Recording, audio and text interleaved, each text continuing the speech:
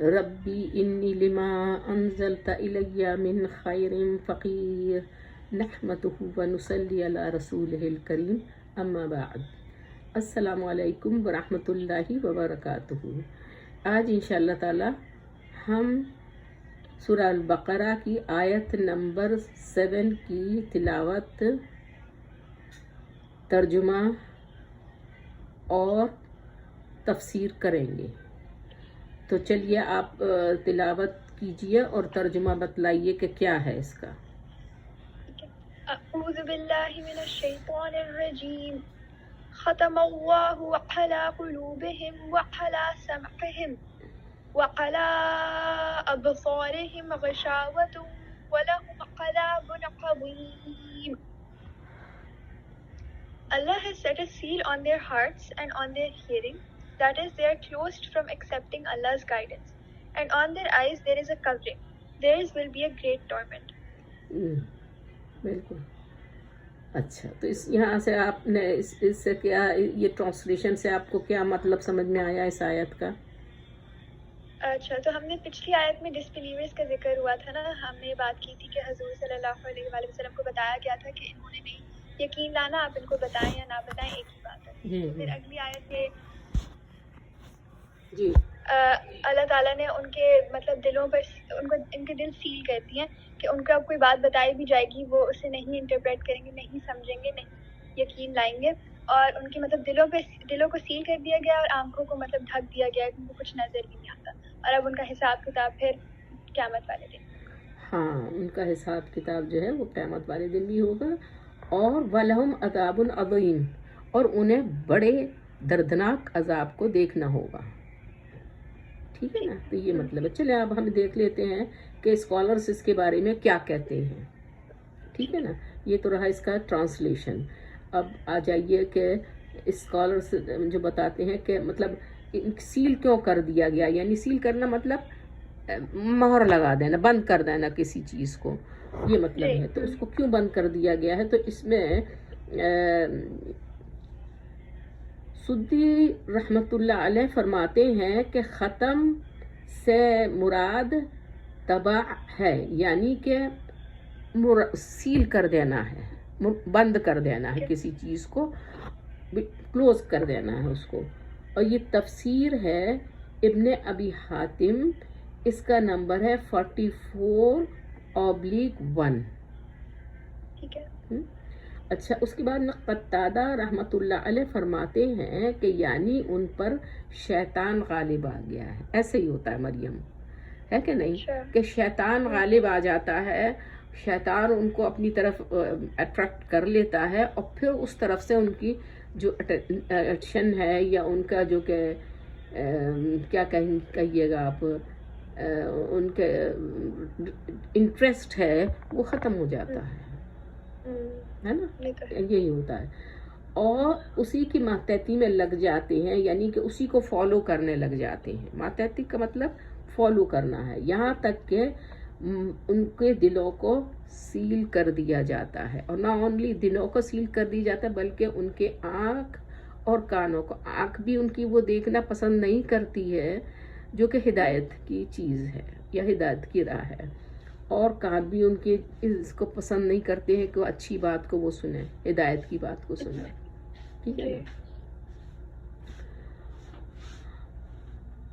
اچھا، اور پھر کیا ہوتا ہے کہ ان کی آنکھیں بھی، مانے آنکھوں پر بھی پردہ پڑ جاتا ہے، یعنی کہ ان کی آنکھیں جو ہیں وہ ہدایت دیکھنا پسند ہی نہیں کرتی، اور اگر ان کے سامنے ہدایت آتی ہے تو وہ اس کو اگنور کرتے ہیں۔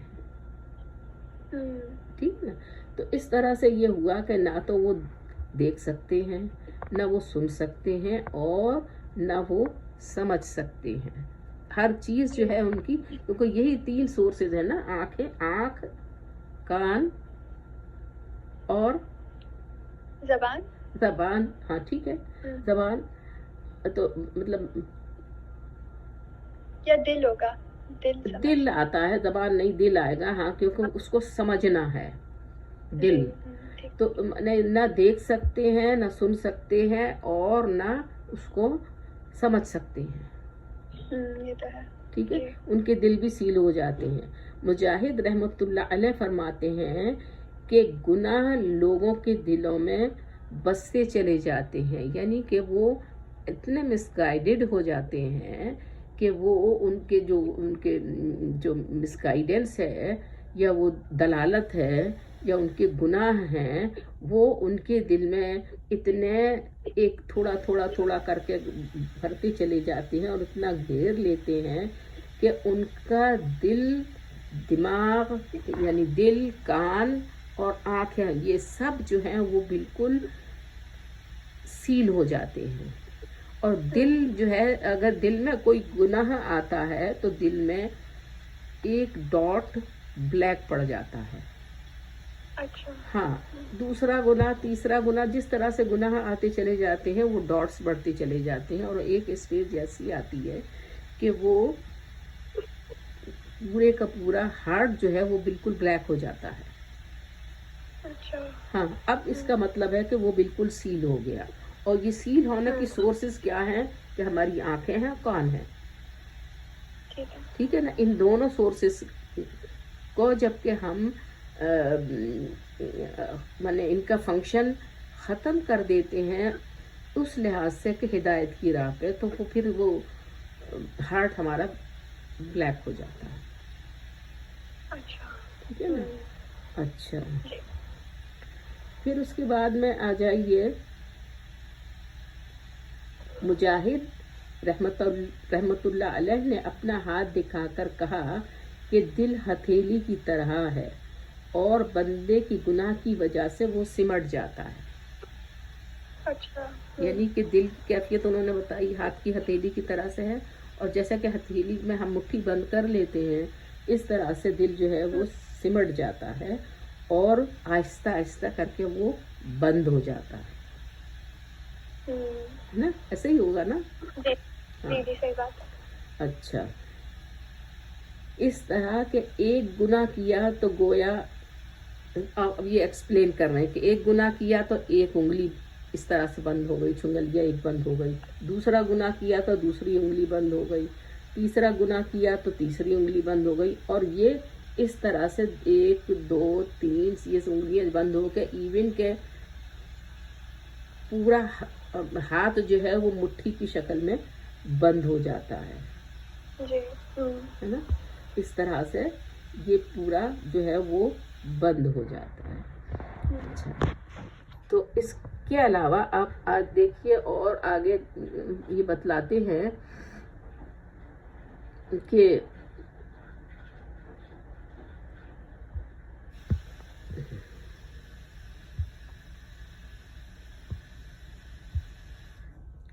ہاں اس میں یہ آگے بتلاتے ہیں کہ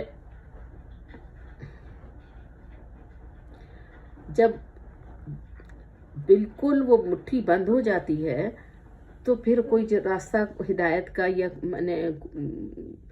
سمجھ میں آنے والی کوئی ایسی ہدایت کی بات ان کو نہیں کچھ بھی سمجھ میں آتی ہے، چاہے آپ جتنا ان کے سامنے کہتے رہیں. اچھا. ہاں. جو بھی کچھ ان کو آپ کوشش کریں سمجھانے کی، لیکن وہ اس کو نہیں سمجھ سکتے ہیں. اور پھر اتنا سختی سے بند ہو جاتا ہے ان کی مٹھی یا ان کا دل کہ نہ کوئی چیز اندر داخل ہو سکتی ہے اور نہ کوئی چیز اندر سے باہر نکل سکتی ہے. ٹھیک ہے نا. تو یہ کیفیت ہو جاتی ہے. اچھا. اس کے بعد میں آگے آ جائیے کہ تو اس طرح سے حق پر پردہ پڑ جاتا ہے ان کے سامنے. حق جو ہے وہ بالکل پردے میں چلا جاتا ہے. ٹھیک ہے نا. تو اسے زین بھی کہتے ہیں. مطلب یہ ہوا کہ تکبر کی وجہ سے ان کا حق سے منہ پھیر لینا بیان کیا جا رہا ہے. یعنی کہ وہ اپنی تکبر میں اس طرح سے آتے ہیں کہ وہ مطلب ان کا یہ دل جو ہے وہ سب بلیک ہو جاتا ہے. تو تکبر میں مطلب کس طرح سے آنا؟ غرور کرنا اپنے آپ ہاں کو وہی بہتر غرور کرنا، غرور کرنا. تو مطلب غرور کرنے سے مطلب کیا ہے یہاں پہ، کچھ سمجھ میں آیا آپ کو؟ شاید یہ کہ وہ اپنے آپ کو بہتر سمجھتے ہیں کیونکہ وہ دنیا میں اتنے انوالوڈ ہوتے ہیں کہ جو دینی لوگ ہوتے ہیں ہاں ایگزیکٹلی، وہ اتنے انوالو ہوتے ہیں دنیا میں، وہ اپنے آپ کو مطلب یہ سمجھتے ہیں کہ ہم بہت سکسیسفل ہیں اور ہمیں سب معلوم ہے، ہم سب جانتے ہیں. تو جب کوئی ایسی بات ان کے سامنے بتلائی جاتی ہے یا آتی ہے تو وہ کہتے ہیں کہ ہمیں سب پتہ ہے، ہم جانتے ہیں. اور اس طرح سے وہ کہہ کر اور اس بات کو جو ہے وہ اگنور کرتے ہیں. اچھا. ہاں، اور اگنور کرتے کرتے ایک اسٹیج ایسی آتی ہے کہ وہ پھر ان کو پھر خبر ہی نہیں ہوتی کہ کیا بات ہے، کیا سمجھنا ہے اور کیا کرنا ہے. وہ بالکل بلینک ہو جاتے ہیں اس طرف سے، یعنی کہ ہدایت کی طرف سے وہ بالکل ان کا اٹینشن جو ہے وہ نہیں رہتی ہے، اور اپنے تکبر میں اور بے پرواہی میں وہ بہت دور نکل جاتے ہیں. ٹھیک ہے نا؟ لہٰذا اللہ تعالیٰ نے جو یہ فرمایا ہے کہ ہم نے ان کے دلوں پر مہر لگا دی ہے، یعنی کہ جو راستے تھے آنکھ کان، اور تو وہ تو ان کے راستے جو تھے وہ اب بندی ہو گئے، اور جو ان کا دل تھا وہ بھی بند بالکل کر دیا گیا ہے. نہ وہ دیکھ سکتے نہ وہ سن سکتے. سم بکم عمی فہم لا یرجعون، ہے نا، کہ وہ بالکل گونگے بھی ہو گئے ہیں، بول بھی نہیں سکتے ہیں، بہرے بھی ہیں اور سمجھ بھی نہیں سکتے ہیں. ٹھیک ہے نا؟ تو یہ کیفیت ہے.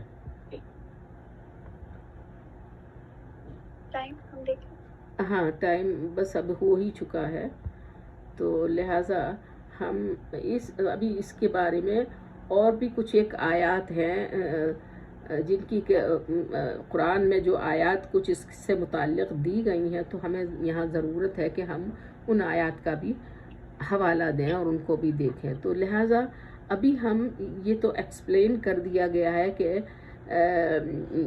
اس سے کیا یہ ختم یا سیل یا مہر جو بھی ہے اس سے کیا مطلب ہے. اب یہ تو صرف ایک مطلب بیان ہوا ہے، اب قرآن میں اس کی ایگزامپلس کیا دی گئی ہیں، ہم اس بات کو مزید اور اچھی طریقے سے اپنے اگلی ویڈیو میں انشاءاللہ کریں گے. ٹھیک ہے نا؟ تو چلیے، سبحانک اللہم و بحمدک، نشہد ان لا الہ الا انت، نستغفرک و نتوب الیک.